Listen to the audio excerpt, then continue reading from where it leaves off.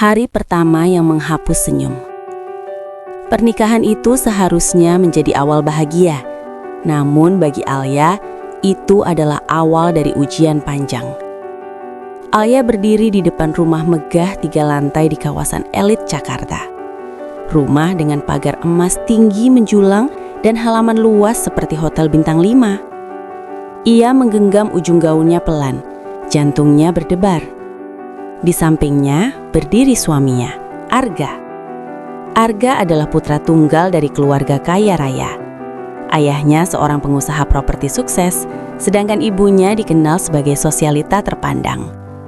Mereka tinggal di rumah besar itu bersama beberapa asisten rumah tangga. Dan hari ini, Alia resmi menjadi bagian dari keluarga itu. Atau setidaknya ia pikir begitu. "Ayo masuk," ucap Arga lembut. "Iya." Begitu pintu terbuka, suara heels mahal menyambut mereka. Seorang wanita elegan dengan perhiasan mencolok berdiri di ruang tamu. Tatapannya tajam, menilai dari ujung kepala sampai kaki. Itulah Ibu Ratna, mertua Alia. "Kalian sudah datang," katanya datar. "Iya, Mah," jawab Arga. Tatapan Ratna berhenti pada Alia. Senyumnya tipis, bukan hangat, melainkan penuh arti. "Jadi ini menantu pilihanmu?" Alia menunduk sopan. "Assalamualaikum, Bu." Ratna tidak menjawab salam itu. Ia justru berbalik pada Arga. "Koper-kopernya taruh di kamar tamu dulu." Alia terdiam. "Kamar tamu?" Arga terlihat ragu. "Ma, bukannya kami akan pakai kamar atas?" Ratna senyum kecil. "Kamar utama belum siap. Lagi pula, belum tentu dia betah di rumah ini." Ucapan itu seperti tamparan halus. Alia menahan nafas. Ia tahu sejak awal Ratna tidak merestui pernikahan ini. Karena Alia miskin, ia hanya anak penjual sayur di kampung kecil. Bertemu Arga saat Arga melakukan kegiatan sosial di desa mereka. Cinta tumbuh sederhana. Namun bagi keluarga Arga, cinta saja tidak cukup. Malam itu Alia duduk di kamar tamu yang besar tapi terasa dingin. Ia menatap koper kecilnya. Arga memeluknya dari belakang. "Maaf ya, Mama memang begitu." Alia senyum tipis. "Aku nggak apa-apa." Namun jauh di dalam hati, ia merasa ada yang tidak beres. Keesokan paginya, jam menunjukkan pukul 5 subuh ketika suara ketukan keras terdengar. Tok, tok, tok. Alia bangun terkejut. "Buka pintunya!" Suara Ratna terdengar dari luar. Alia segera membuka. Ratna berdiri dengan wajah tak sabar. "Di rumah ini semua bangun sebelum jam 5. Sarapan harus siap jam 6. Kamu sebagai menantu harus tahu diri." Alia terdiam. "Tapi Bu, biasanya kan ada Mbak Sari dan Mbak Lina." Ratna memotong. "Mereka dibayar untuk pekerjaan berat. Hal-hal kecil seperti memasak untuk keluarga itu tugasmu." "Tugas saya?" Ratna menatap sinis. "Atau kamu memang tidak pernah belajar kerja di rumah? Di kampung biasanya kan bantu orang tua, bukan?" Ucapan itu menusuk. Alia mengangguk pelan. "Baik, Bu." Ia turun ke dapur. Dapur itu besar, modern, dengan peralatan mahal yang bahkan belum pernah ia lihat sebelumnya. Tangannya gemetar saat mencoba menyalakan kompor listrik. Ia memasak dengan hati-hati, nasi goreng sederhana dan telur dadar. Jam 6 tepat, keluarga berkumpul di meja makan panjang. Ayah mertua, Pak Surya, duduk membaca koran. Ratna di sampingnya. Arga masuk belakangan. Alia menyajikan makanan dengan tangan sedikit gemetar. Ratna mencicipi satu suap. Wajahnya langsung berubah. "Ini terlalu asin." Alia terkejut. "Maaf Bu, saya..." "Kamu ini bagaimana? Masak saja tidak becus?" Pak Surya ikut menaruh sendoknya. "Rasanya biasa saja." Ratna melirik tajam suaminya. Arga mencoba tersenyum pada Alia. "Sudah enak kok." Namun Ratna berdiri. "Mulai hari ini kamu yang urus dapur. Jangan berharap duduk manis seperti nyonya besar." Kalimat itu menggema di telinga Alia. Jangan berharap duduk manis seperti nyonya besar. Hari-hari berikutnya berjalan dengan pola yang sama. Bangun paling pagi, membersihkan meja, mengelap lantai, menyiapkan sarapan, mengantar minum. Padahal di rumah itu sudah ada 2 asisten rumah tangga. Namun setiap kali Alia mencoba membantu hal lain atau duduk sebentar, Ratna selalu berkata, "Menantu kok malas?"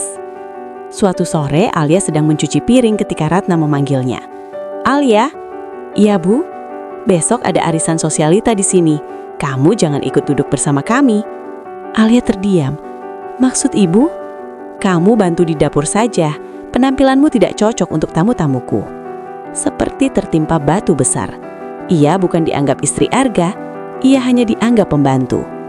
Malam itu saat Arga pulang, Alia mencoba bercerita.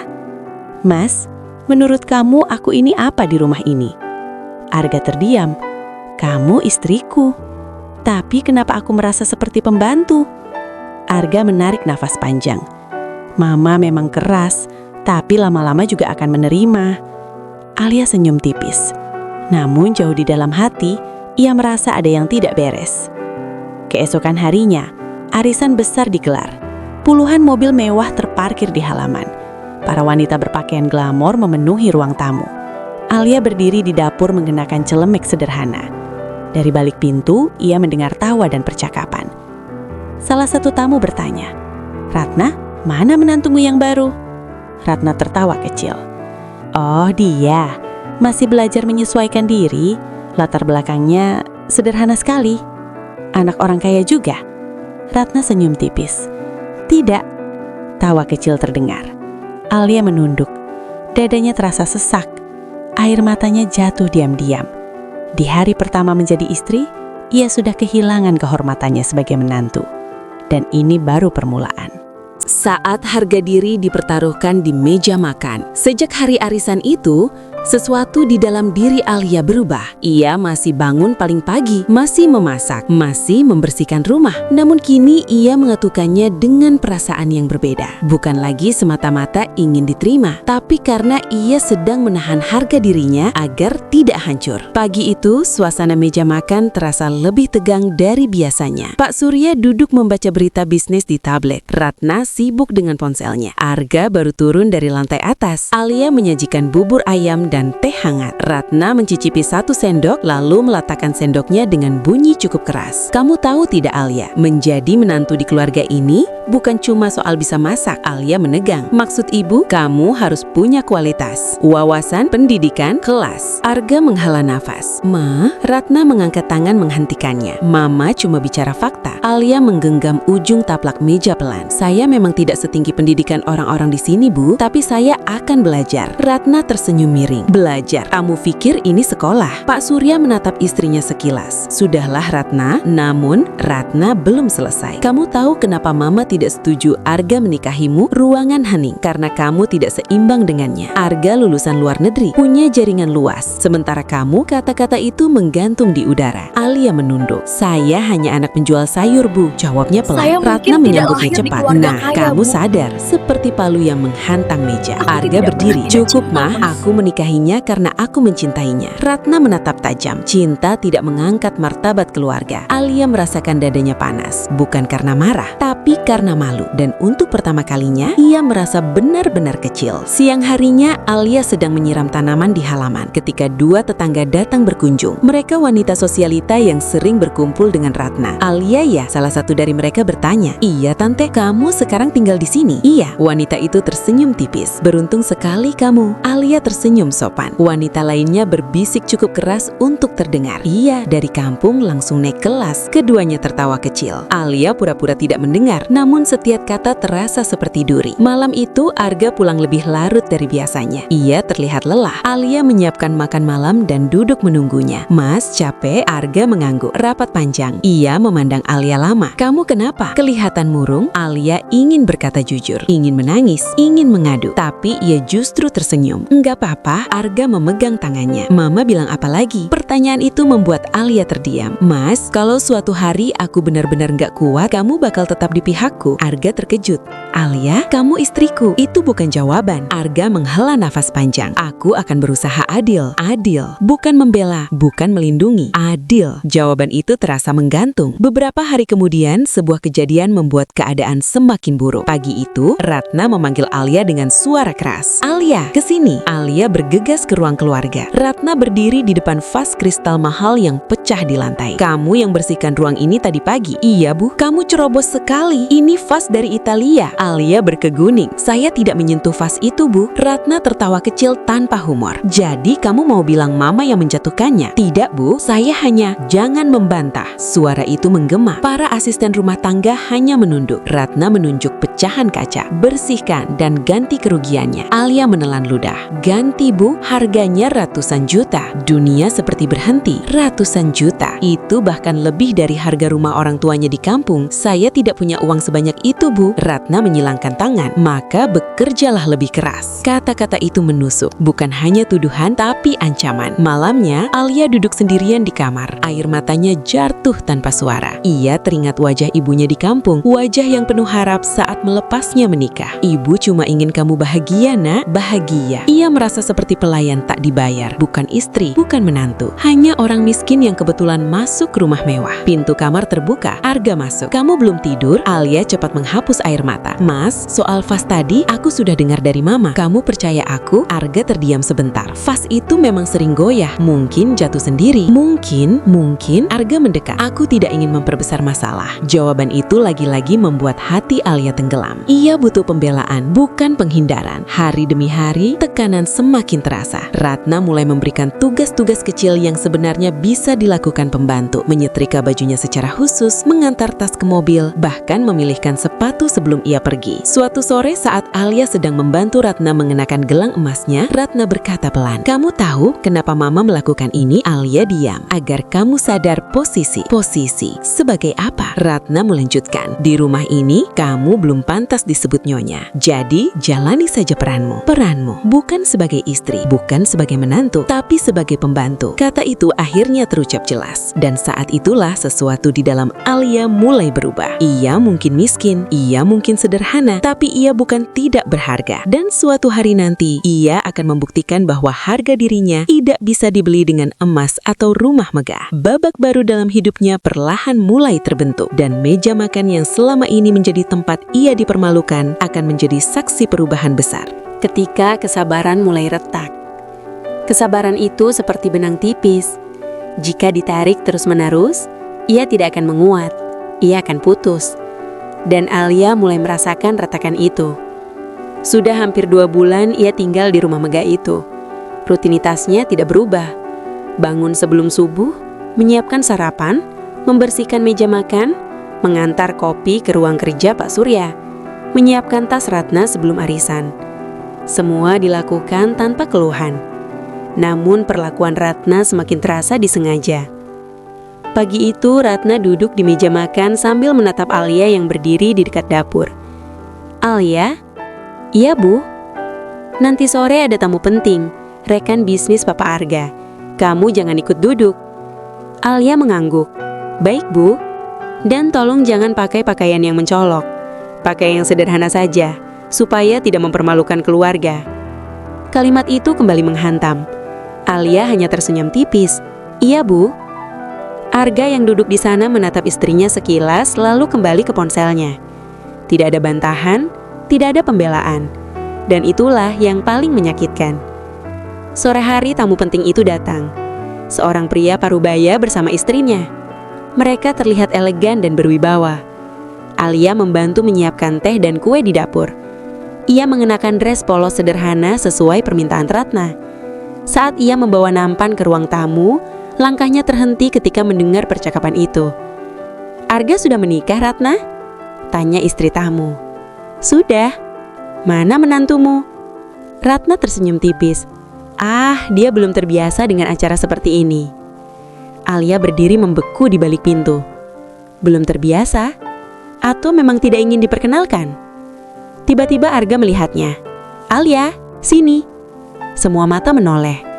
Alia melangkah pelan, menunduk sopan. "Ini istri saya," ucap Arga singkat. "Cantik sekali." Namun Ratna menimpali cepat. masih perlu banyak belajar." Kalimat itu seperti bayangan yang terus mengikuti. Alia meletakkan teh di meja lalu mundur. Ia tidak duduk. Ia tidak diajak berbicara lagi. Ia kembali ke dapur, seperti bayangan. Malamnya setelah tamu pulang, Ratna memanggilnya. "Alia, kamu tahu, tadi hampir saja menjatuhkan cangkir." Alia terkejut. "Tadi saya tidak." "Gerakanmu kaku, malu-maluin." Arga berdiri di dekat tangga, menyaksikan percakapan itu. "Ma, cukup." Ratna menoleh tajam. "Kamu selalu membelanya, tapi lihat sendiri, dia tidak pantas berada di lingkaran ini." Kalimat itu terucap jelas, tidak pantas. Untuk pertama kalinya Alia mengangkat wajahnya. Saya sadar, "Bu, saya istri Mas Arga. saya mungkin tidak Istri punya aja pendidikan tidak cukup tinggi, kalau tidak sekelas." tapi saya belajar. Saya berusaha. Berusaha saja tidak cukup. Lalu apa yang cukup menurut ibu? Ruangan mendadak hening. Itu pertama kalinya Alia bertanya balik.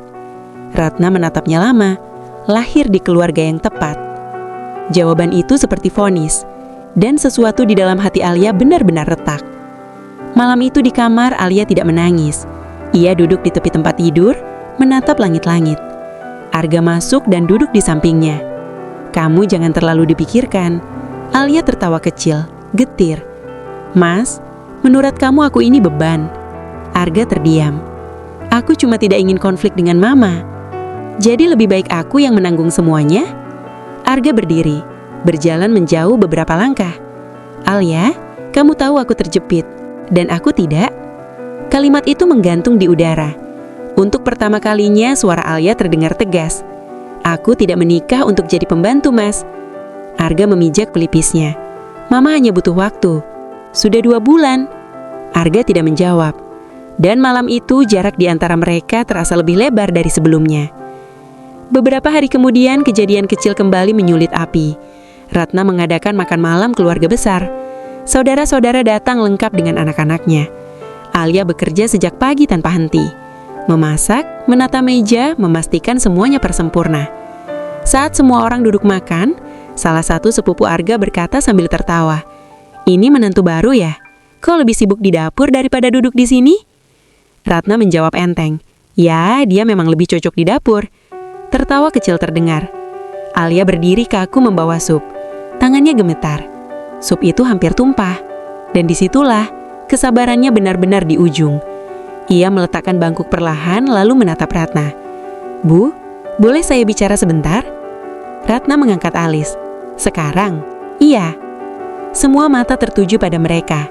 Jantung Alia berdetak keras. Tapi untuk pertama kalinya ia tidak ingin diam. "Saya menghormati ibu. Saya berusaha jadi menantu yang baik. Tapi saya juga manusia. Saya juga istri Mas Arga." Ruangan hening. "Saya bukan pembantu." Kalimat itu akhirnya terucap. Sunyi. Beberapa tamu saling pandang. Ratna senyum tipis, bukan senyum bangga, melainkan senyum yang menandakan perang baru dimulai. "Oh, jadi sekarang kamu berani melawan?" Alia menelan ludah. "Saya tidak melawan, saya hanya ingin dihargai." Ratna berdiri perlahan. "Kalau kamu ingin dihargai, buktikan dulu bahwa kamu layak."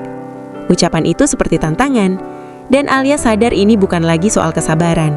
Ini soal harga diri. Dan jika ia terus diam, ia akan benar-benar kehilangan dirinya sendiri. Malam itu setelah semua tamu pulang, suasana rumah terasa berbeda. Sunyi, tegang. Dan untuk pertama kalinya, Ratna melihat Alia bukan hanya sebagai gadis miskin, tapi sebagai seseorang yang mulai berani berdiri. Namun keberanian selalu ada harganya. Dan Alia belum tahu harga apa yang harus ia bayar setelah malam itu. Ketika rumah tangga di ujung perpisahan. Sejak malam Alia berbicara di meja makan itu, suasana rumah berubah drastis. Bukan menjadi lebih baik, tapi menjadi lebih dingin. Ratna tidak lagi terang-terangan merendahkannya di depan tamu. Namun sikapnya jauh lebih menusuk, lebih halus, lebih terencana. Dan Arga semakin sering pulang larut. Pagi itu Alia terbangun, seperti biasa sebelum subuh. Namun ada yang berbeda. Tidak ada ketukan keras di pintu. Tidak ada suara Adna. Rumah terasa sunyi. Alia turun ke dapur dan mendapati Mbak Sari sedang memasak. Ia terkejut. "Mbak, saya yang masak saja." Mbak Sari terlihat ragu. Maaf Bu Alia, Ibu Ratna bilang mulai sekarang kami yang urus dapur lagi. Alia membeku. Kenapa? Mbak Sari hanya menunduk. Saya tidak tahu Bu. Namun Alia tahu.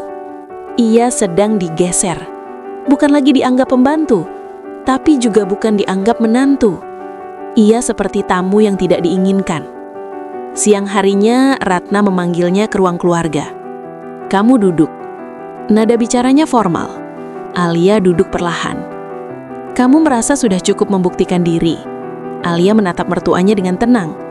Saya hanya ingin dihargai, Bu. Ratna tersenyum tipis. Arga berubah sejak menikah denganmu. Berubah bagaimana? Dia membantah Mama. Dia melawan. Dia jadi jauh dari keluarga. Kalimat itu seperti tuduhan berat. Saya tidak pernah meminta Mas Arga menjauh. Tapi itu yang terjadi. Ratna berdiri. Jika kamu benar mencintainya, kamu harus tahu kapan harus mundur. Mundurlah. Kata itu tidak diucapkan langsung, tapi terasa jelas. Alia menahan nafas. Ibu ingin saya pergi. Ratna menatapnya lurus. Mama ingin Arga kembali fokus pada masa depannya. Dan untuk pertama kalinya, Alia merasa rumah itu benar-benar bukan miliknya. Malam itu, Arga pulang hampir tengah malam. Alia sudah duduk menunggunya di ruang tamu. Mas, kita perlu bicara. Arga terlihat lelah. Sekarang? Iya, sekarang. Arga duduk di depannya. Apa Mama bilang sesuatu lagi? Alia tersenyum pahit. Mama ingin aku mundur. Arga terdiam. Itu sudah cukup menjadi jawaban. Kamu juga berpikir begitu? Tanya Alia lirih. Arga mengusap wajahnya. Aku cuma capek dengan semua ini. Capek karena aku? Bukan begitu. Lalu bagaimana? Arga berdiri dan berjalan menjauh beberapa langkah. Aku terjepit di tengah-tengah. Mama terus mendesak. Bisnis Papa juga sedang sensitif. Banyak yang mempersatikan keluarga kita. Alia merasa dadanya sesak. Jadi aku merusak citramu? Bukan. Lalu apa, Mas? Suara Alia mulai bergetar. Aku sudah berusaha jadi istri yang baik. Aku diam saat dihina, aku kerja tanpa dibayar, aku tahan semua perkataan Mama. Tapi kalau pada akhirnya kamu juga merasa aku beban, air matanya jatuh. Arga menoleh. Wajahnya terlihat bimbang. Alia, mungkin kita butuh waktu. Waktu. Kata yang sering jadi awal perpisahan. Kamu mau pisah? Suara Alia hampir tak terdengar. Arga tidak langsung menjawab. Dan diamnya itu lebih menyakitkan daripada kata apapun. Hari-hari berikutnya terasa seperti hidup dalam bayangan. Arga lebih banyak di kantor. Ratna semakin jarang berbicara padanya, kecuali untuk hal-hal formal. Alia tidak lagi diminta memasak, tidak lagi diminta membersihkan. Ia hanya ada, tapi tak diandap. Suatu sore ia menerima telepon dari ibunya di kampung. Nak, kamu sehat? Alia menahan air mata. Sehat, Bu. Suaramu kenapa terdengar sedih? Tidak kok, Bu, aku bahagia. Kebohongan paling berat adalah yang diucapkan pada orang tua sendiri. Ibunya tertawa kecil di seberang sana. Yang penting suamimu baik. Alia terdiam. Baik. Ia tidak tahu lagi arti kata itu. Beberapa hari kemudian konflik mencapai puncaknya.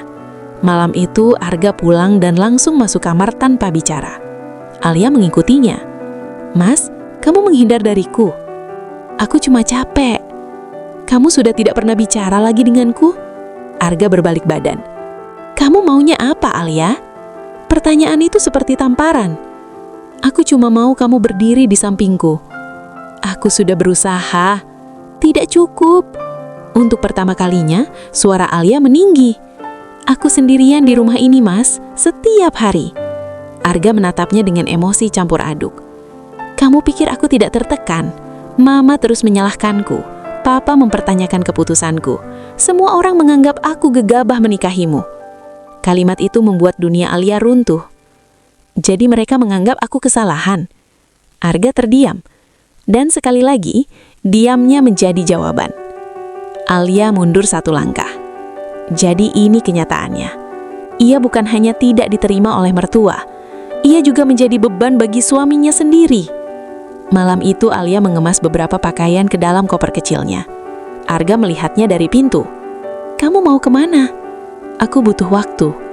"Kamu mau pulang ke kampung?" Alia tersenyum pahit. "Setidaknya di sana aku dihargai." Arga terlihat panik. "Alia, jangan buat keputusan saat emosi." "Keputusan ini bukan karena emosi. Ini karena harga diri." Ia menutup koper itu perlahan. "Aku tidak akan terus tinggal di tempat yang membuat aku merasa bukan siapa-siapa." Arga berjalan mendekat. "Kita bisa perbaiki." "Sudah 4 bulan, Mas." Sunyi. Untuk pertama kalinya, Arga terlihat benar-benar takut kehilangan. "Namun terlambatkah?" Alia menggenggam koper itu erat. Di luar kamar, Ratna berdiri di ujung lorong, mengawasi, tanpa ekspresi, tanpa penyesalan. Dan malam itu, rumah tangga yang dibangun atas cinta mulai berdiri di ujung perpisahan. Alia harus memilih, bertahan dan kehilangan dirinya sendiri, atau pergi, dan mungkin menghilangkan suaminya. Dan keputusan itu akan mengubah segalanya. Kepergian yang mengguncang segalanya. Malam itu terasa lebih sunyi dari biasanya. Koper kecil berwarna coklat sudah berada di samping pintu kamar.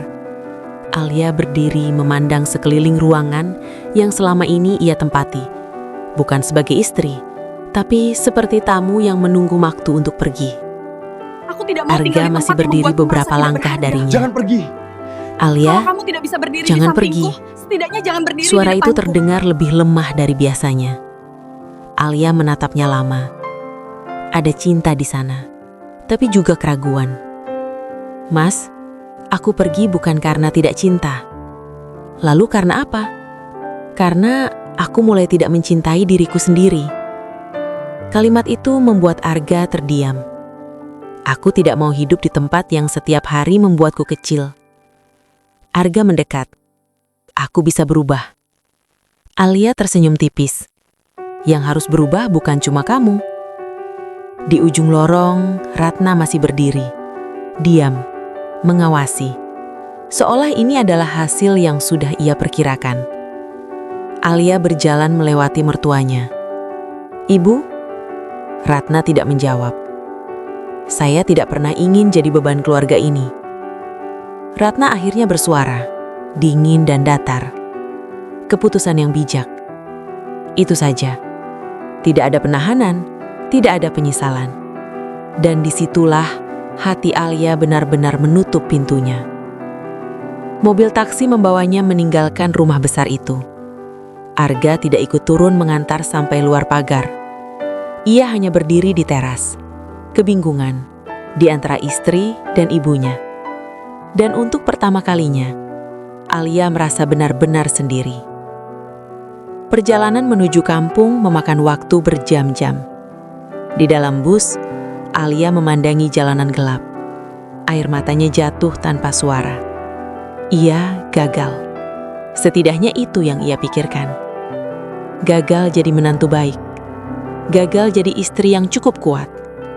Namun jauh di dalam hatinya, ada secercah rasa lega. Ia memilih dirinya sendiri. Ibunya terkejut saat melihatnya berdiri di depan rumah kecil mereka. "Nak, kenapa pulang mendadak?" Alia memeluk ibunya erat. "Bu, aku cuma mau istirahat." Ibunya mengusap rambutnya lembut. "Kamu bertengkar dengan suamimu?" Alia tersenyum tipis. "Tidak, Bu. Aku cuma ingin menenangkan diri." Ibunya tidak bertanya lebih jauh. Seorang ibu selalu tahu kapan anaknya butuh dipeluk bukan diinterogasi. Sementara itu di rumah megah Jakarta, keadaan mulai berubah. Arga pulang ke kamar yang kini terasa kosong. Tidak ada suara lembut Alia. Tidak ada teh hangat yang biasa menunggunya. Ia duduk di tepi tempat tidur memandangi ruang hampa.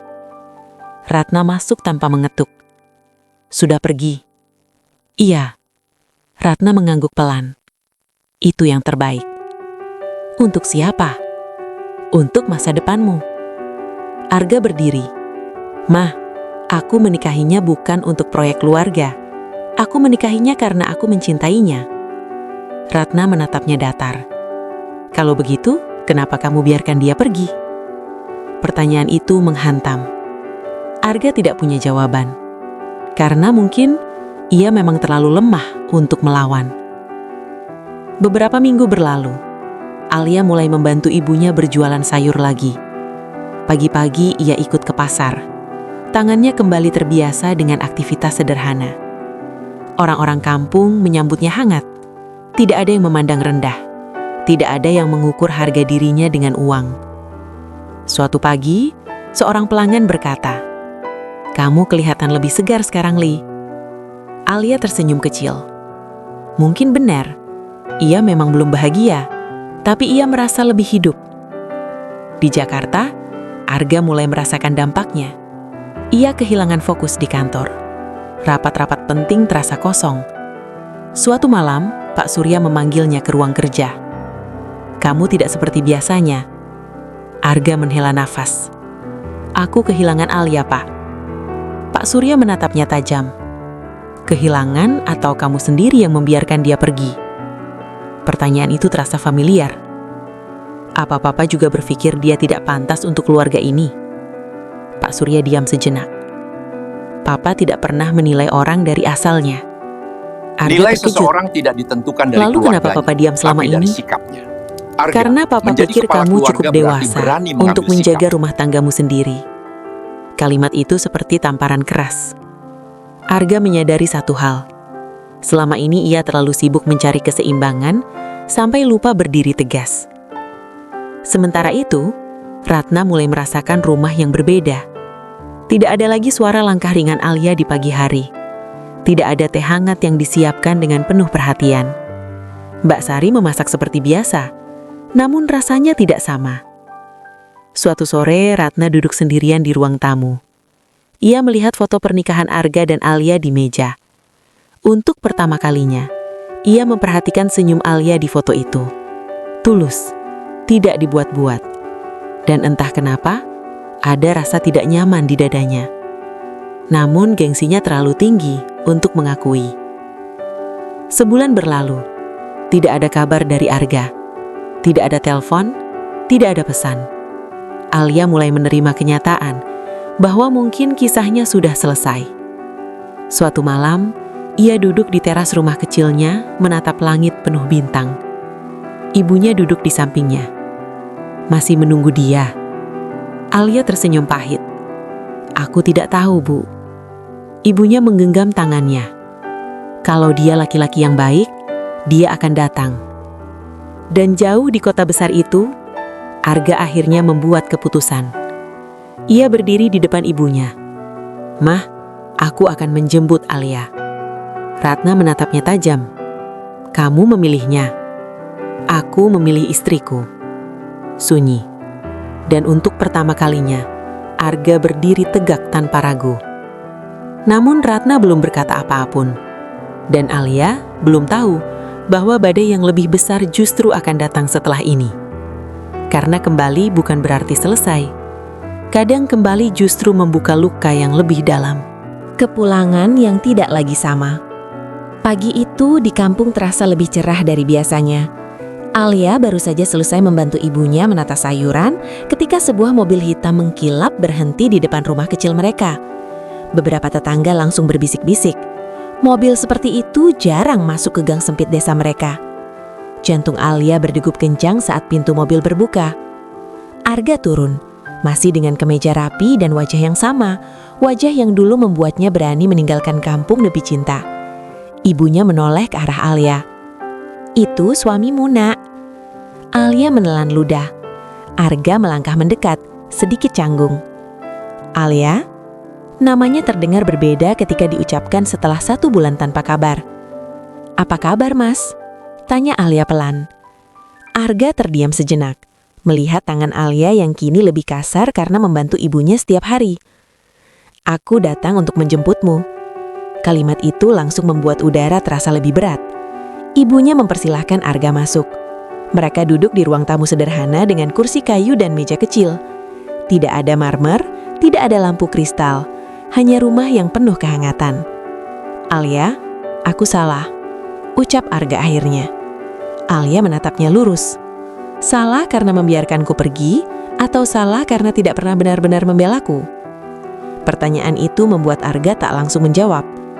Aku terlalu takut kehilangan mama, tapi aku hampir kehilangan kamu. Hampir. Alia tersenyum tipis. Mas, aku sudah merasa kehilangan sejak lama. Arga terdiam. Aku ingin memperbaiki semuanya. Bagaimana caranya? Aku akan berdiri di pihakmu. Alia menatapnya lama. Kata-kata itu indah, tapi ia sudah terlalu sering mendengar janji. Mas, pulang bukan cuma soal kembali ke rumah besar itu. Pulang berarti aku harus siap menghadapi semuanya lagi. Kali ini tidak akan sama. Kamu yakin? Arga mengangguk. Aku sudah bicara dengan papa. Dan mama? Arga terdiam sepersekian detik. Dia tidak setuju. Jawaban itu cukup menjelaskan. Siang itu, setelah berbicara panjang dengan ibunya, Alia membuat keputusan. Ia akan kembali, bukan karena terpaksa, bukan karena takut kehilangan status sebagai istri, tapi karena ia ingin menutup semua ini dengan benar. Bu, doakan aku. Ibunya memeluknya erat. Kalau kamu tidak dihargai lagi, pulanglah. Rumah ini selalu ada. Kalimat itu memberi Alia kekuatan. Perjalanan kembali ke Jakarta terasa berbeda. Dulu ia datang dengan harapan. Sekarang ia datang dengan kesadaran. Ia tidak akan lagi diam. Sesampainya di rumah besar itu, suasana terasa kaku. Para asisten rumah tangga terlihat terkejut melihatnya kembali. Ratna berdiri di ruang tamu, seperti sudah menunggu. Akhirnya kembali juga. Nada suaranya sulit ditebak, antara sinis dan terkejut. Alia berdiri tegak. Saya kembali sebagai istri Arga, Bu. Ratna menyenyum tipis. Kita lihat saja.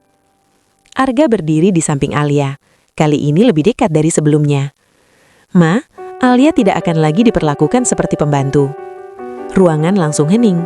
Ratna menatap putranya tajam. Kamu mengatur mama sekarang. Aku menjaga istriku. Untuk pertama kalinya, Arga berbicara tanpa ragu. Alia merasakan sesuatu berubah. Namun Ratna bukan wanita yang mudah kalah. Baik, ucapnya tenang. Kalau begitu, buktikan bahwa dia pantas. Selalu itu. Buktikan, layak, pantas. Seolah cinta harus diuji dengan nilai materi. Hari-hari berikutnya memang berbeda. Alia tidak lagi diminta mengerjakan semua pekerjaan rumah.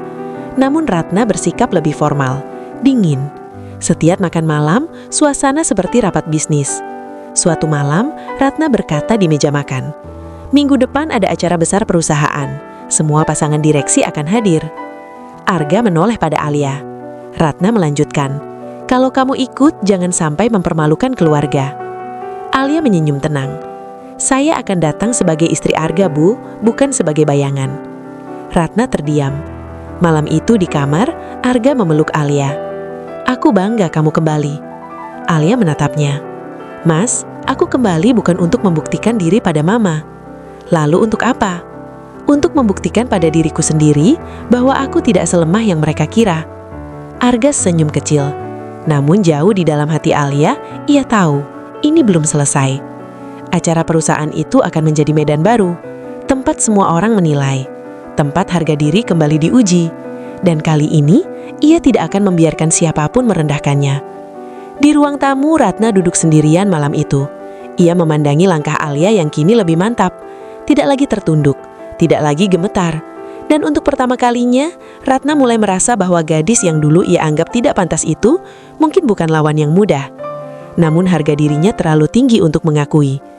Minggu depan akan menjadi pembuktian. Bagi Alia, bagi Arga, dan bagi Ratna sendiri. Karena kepulangan Alia bukan akhir konflik. Itu adalah awal pertarungan yang sesungguhnya. Malam pembuktian di balik gemerlap pesta. Malam acara perusahaan akhirnya tiba. Ballroom Hotel Bintang 5 itu dipenuhi lampu kristal yang berkilauan. Karpet merah membentang panjang. Para tamu datang dengan gaun mahal dan jas eksklusif. Alia berdiri di depan cermin kamar. Ia tidak memakai gaun mencorok, hanya dress panjang berwarna navy yang sederhana namun elegan. Rambutnya disanggul rapi, riasannya lembut. Ia menatap bayangannya sendiri. Dulu ia selalu merasa kecil. Malam ini, tidak. Arga masuk ke kamar dan terdiam beberapa detik. Kamu cantik sekali. Alia tersenyum kecil. "Terima kasih." Arga mendekat dan menggenggam tangannya. "Malam ini aku akan tetap di sampingmu." Alia menatapnya dalam. Pastikan itu bukan hanya kata-kata. Arga mengangguk mantap. Saat mereka tiba di ballroom, beberapa kepala menoleh. Bisikan-bisikan kecil terdengar. "Itu istrinya Arga?" Katanya dari keluarga biasa. Ratna sudah berdiri bersama beberapa kolega. Tatapannya langsung tertuju pada Alia. Ia menilai dari ujung kaki hingga kepala. Tidak ada komentar, tapi sorot matanya penuh pengamatan. Acara dimulai dengan makan malam dan sesi perkenalan pasangan direksi. Satu persatu pasangan berdiri dan memperkenalkan diri, hingga tiba giliran Arga. Arga berdiri, menarik Alia berdiri bersamanya. "Izinkan saya memperkenalkan istri saya, Alia." Semua mata tertuju padanya. Biasanya pasangan hanya menyebut nama dan pekerjaan, namun Alia mengambil mikrofon dengan tenang. "Saya memang bukan berasal dari keluarga besar, tapi saya percaya nilai seseorang tidak ditentukan dari tempat ia lahir, melainkan dari bagaimana ia menjaga integritas dan keluarga." Ruangan hening. Beberapa orang tampak terkejut dengan keberaniannya. "Saya bangga menjadi istri Mas Arga, dan saya juga bangga dengan asal-usul saya." Suara Alia stabil, tidak gemetar. Ia mengembalikan mikrofon dengan senyum tenang. Tepuk tangan mulai terdengar. Awalnya pelan, lalu semakin kuat. Pak Surya terlihat tersenyum tipis dari meja utama. Ratna tidak bertepuk tangan, tapi ia juga tidak berkata apapun. Acara berlanjut dengan sesi diskusi ringan antar pasangan. Seorang istri direksi mendekati Alia. "Tadi kamu bicara bagus sekali. Terima kasih. Kamu kerja di bidang apa?" Alia tersenyum. "Saat ini saya membantu usaha keluarga kecil di kampung, tapi saya juga sedang belajar mengembangkan produk UMKM ke pasar online." Wanita itu tampak tertarik. "Serius, saya punya komunitas yang fokus ke pemberdayaan UMKM." Percakapan itu berkembang. Beberapa wanita lain ikut bergabung. Tanpa Alia sadari, ia mulai menjadi pusat diskusi kecil. Bukan karena penampilannya, tapi karena isi pikirannya. Dari kejauhan, Ratna memperhatikan. Ekspresinya sulit ditebak. Namun malam itu belum selesai. Seorang pria tua, rekan lama Pak Surya, tiba-tiba berkata cukup keras di meja utama. "Surya, ini menantumu yang sempat ramai dibicarakan itu ya?" Suasana mendadak tegang. Arga menegang. Ratna melirik cepat. Alia menatap pria itu dengan tenang. "Iya, Pak," jawab Pak Surya singkat. Pria itu tersenyum samar. "Saya senang melihat keluarga Anda tidak menilai orang dari hartanya." Kalimat itu terdengar sederhana, namun maknanya dalam. Beberapa orang saling pandang. Isu tentang latar belakang Alia rupanya sudah menjadi bisik-bisik di kalangan mereka. Alia tersenyum sopan. "Terima kasih, Pak." Pria itu mengangguk. "Keberanian Anda berbicara tadi mencerminkan kualitas yang tidak bisa dibeli." Ratna terdiam. Untuk pertama kalinya malam itu, ia tidak memiliki komentar. Saat acara hampir selesai, Arga menggenggam tangan Alia lebih erat. "Kamu luar biasa." Alia menatapnya. "Aku hanya menjadi diriku sendiri. Dan itu cukup." Kalimat itu terdengar sederhana, tapi bagi Alia itu adalah pengakuan yang selama ini ia tunggu. Di perjalanan pulang, suasana mobil berbeda dari biasanya. Tidak ada keheningan canggung, tidak ada tatapan merendahkan. Setibanya di rumah, Ratna turun lebih dulu. Sebelum masuk, ia berhenti sejenak. "Alia?" Alia menoleh. "Kamu berbicara cukup baik malam ini." Bukan pujian penuh, tapi bukan hinaan. Itu pertama kalinya Ratna mengakui sesuatu tanpa merendahkan. "Terima kasih, Bu." Ratna masuk ke dalam rumah tanpa berkata lagi. Namun malam itu, untuk pertama kalinya sejak pernikahan mereka, Alia tidak merasa seperti pembantu. Ia merasa seperti istri, seperti bagian dari keluarga. Walau perjuangan belum sepenuhnya selesai. Di dalam kamar, Alia berdiri di depan cermin lagi. Ia tersenyum pada bayangannya sendiri. Ia tidak perlu menjadi kaya untuk dihargai. Ia hanya perlu berhenti meragukan dirinya. Dan malam itu, pembuktian bukan lagi tentang meyakinkan Ratna, tapi tentang menemukan kembali harga diri yang sempat hilang. Namun satu bab terakhir masih menunggu. Karena perubahan terbesar bukan terjadi di ballroom megah itu, melainkan di dalam hati seseorang yang selama ini paling keras menolak. ketika hati yang keras mulai luluh. Setelah malam pesta itu, suasana rumah berubah perlahan. Bukan berubah drastis, bukan tiba-tiba hangat, namun ada sesuatu yang bergeser. Ratna tidak lagi mencari-cari kesalahan kecil, tidak lagi menyindir asal-usul Alia di setiap kesempatan. Ia tetap menjaga jarak, tapi jarak itu kini terasa lebih netral. Suatu pagi, Alia turun ke dapur seperti biasa. Mbak Sari sedang menyiapkan sarapan. "Alia, Ibu Ratna minta kamu temani beliau ke acara siang nanti." Alia terdiam. "Acara apa?" "Pertemuan komunitas sosialita." Alia sedikit terkejut. Biasanya Ratna selalu melarangnya ikut. Ia mengangguk pelan. "Baik." Di ruang keluarga, Ratna duduk menunggu dengan tas branded di sampingnya. "Kita berangkat jam 11, ucapnya tanpa menatap. "Iya, Bu." Perjalanan menuju lokasi terasa sunyi. Namun bukan sunyi yang penuh permusuhan, hanya sunyi yang canggung. Setibanya di sana, beberapa wanita langsung menyapa Ratna. Salah satu dari mereka tersenyum pada Alia. "Oh, ini menantu Ratna yang waktu itu bicara bagus sekali di acara perusahaan." Ratna menoleh sekilas pada Alia, lalu menjawab, "Iya." Tidak ada nada meremehkan, tidak ada tambahan komentar. Hanya satu kata sederhana, "Iya." Dan entah kenapa bagi Alia, itu terasa seperti langkah kecil yang berarti besar. Beberapa minggu berlalu. Hubungan Alia dan Arga juga berubah. Arga kini lebih tegas jika Ratna mulai menyindir. Namun perlahan, sindiran itu semakin jarang muncul. Suatu malam, Pak Surya tiba-tiba jatuh sakit. Tekanan darahnya naik drastis. Rumah menjadi panik. Ratna terlihat cemas luar biasa. Arga sibuk menelpon dokter. Alia bergerak cepat membantu. Ia menyiapkan air hangat, membantu memapa Pak Surya, menenangkan Ratna yang hampir menangis. Di rumah sakit, Alia duduk menemani Ratna di ruang tunggu. Ratna menggenggam tasnya erat. Wajahnya pucat. "Alia?" Itu pertama kalinya ia memanggil dengan suara yang rapuh. "Iya, Bu." "Kamu tidak perlu ikut begini." Alia menyanem sembuk cenduk. "Saya bagian dari keluarga ini, Bu." Kalimat itu sederhana, tapi terasa dalam. Ratna menatapnya lama, dan untuk pertama kalinya, ada rasa bersalah di matanya. Pak Surya akhirnya stabil. Dokter mengatakan ia hanya kelelahan dan stres. Malam itu, saat semua kembali ke rumah, Ratna memanggil Alia ke ruang tamu. "Alia, duduk." Nada suaranya berbeda, lebih pelang. Alia duduk dengan tenang. "Mama." Ratna berhenti sejenak, seolah kata itu berat untuk diucapkan. "Mama mungkin terlalu keras padamu." Alia terdiam. Ratna melanjutkan, "Mama dibesarkan dengan standar tinggi. Mama takut Arga salah memilih."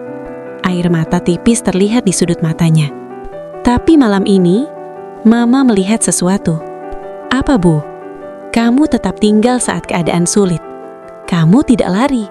Sunyi beberapa detik. "Mama salah menilaimu." Saya Kalimat itu akhirnya terucap. Tidak panjang, tidak dramatis. Namun cukup untuk menghapus luka-luka kecil yang menumpuk selama ini. Alia menahan air mata. "Saya tidak pernah membenci ibu." Ratna tersenyum tipis. "Tapi mama sering menyakitimu." Alia menggeleng pelan. "Semua orang belajar, Bu." Untuk pertama kalinya, Ratna meraih tangan Alia. Sentuhan yang dulu terasa dingin, kini terasa manusiawi. Beberapa bulan kemudian, suasana rumah benar-benar berubah. Alia mulai terlibat dalam beberapa kegiatan sosial yang dikelola Ratna. Ia membantu mengembangkan program UMKM kecil seperti yang pernah ia ceritakan. Bahkan beberapa relasi Ratna tertarik bekerja sama. Di meja makan yang dulu menjadi saksi penghinaan, kini sering terdengar percakapan hangat. Suatu malam, Ratna berkata di depan Arga dan Pak Surya, "Alia, Mama bangga padamu." Arga tersenyum lebar. Pak Surya mengangguk setuju. Alia terdiam sejenak. Dulu ia sangat ingin mendengar kalimat itu. Kini saat kalimat itu akhirnya datang, ia tidak merasa menang. Ia hanya merasa damai. Di kamar, Arga memeluknya. Kamu berhasil. Alia menyenum sembuk-cenduk. Bukan aku yang berhasil.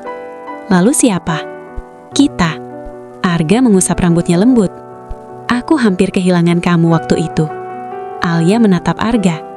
Kalau aku tidak pergi, mungkin kita tidak akan sampai di sini. Kadang, jarak memang diperlukan untuk menyadarkan. Kadang kepergian adalah cara terakhir untuk dihargai. Beberapa waktu kemudian, saat arisan kembali digelar di rumah itu, suasana terasa berbeda. Salah satu tamu bertanya, "Ratna, mana menantumu?" Ratna tersenyum. Di sini, ia memanggil Alia untuk duduk di sampingnya. Bukan di dapur, bukan di belakang pintu, di sampingnya.